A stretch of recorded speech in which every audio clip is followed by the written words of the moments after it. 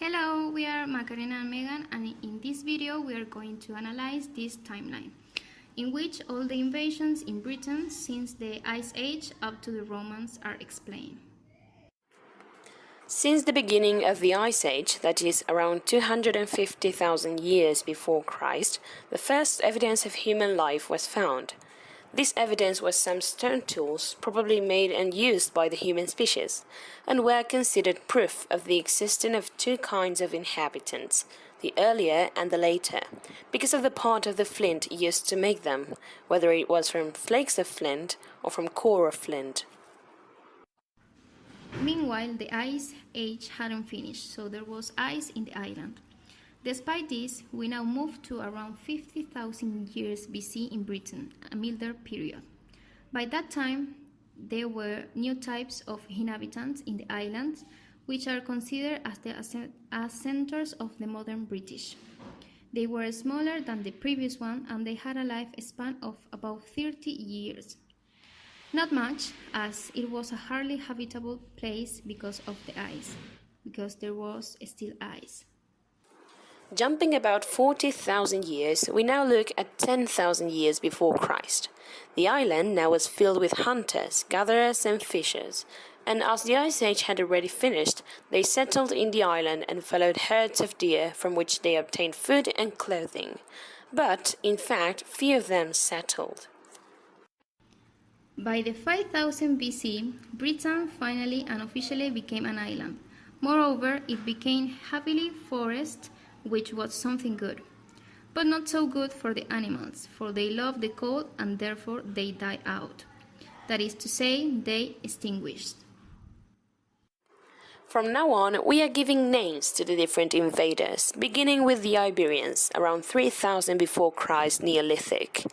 People crossed the narrow sea in boats that could carry no more than 2 people, but as soon as they arrived, they kept animals and grew corn crops. They also knew how to make pottery.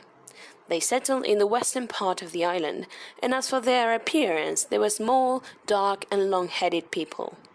Another thing to remark from them is that they organized to create and build public works such as barrows and henges. 600 years later, around 2400 BC, we have the Beaker people, which were very different in appearance than the Iberians.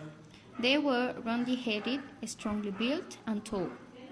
They showed to have had metalworking skills, as they knew how to work with bronze rather than making pottery, although they had something to do with pottery because they were buried in individual graves, rather than in the barrows, with pottery beakers.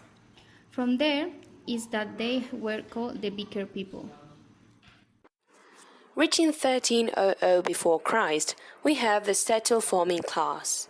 They were a new type of society, richer and more powerful.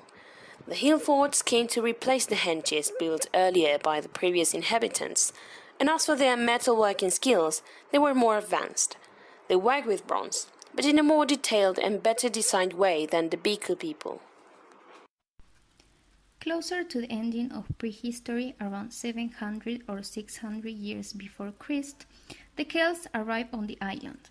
In appearance, they were tall, red-haired or blonde, and with blue eyes, resembling the image we may have about the Vikings. Their skills with metal were even more advanced, knowing how to work with iron, which was stronger than bronze. They probably settled in the westward part of the island, Wales, Scotland, and Ireland. They continue using the hill forts, filling them with houses and becoming little towns. Boadicea was a Celtic leader woman that stood up for women during the Celtic period, fighting for sex equality and being a symbol of strength and courage among women. Christ had already been born and history began. So, in the year 43 AD, it was when the Romans invaded Britain under their personal motives. These reasons were that the Celts from Britain were helping the Celts from Gaul to escape from them and to hide in Britain. So they were basically against the Celts because of this behavior. On the other hand, the Romans brought reading and writing skills to the island inhabitants.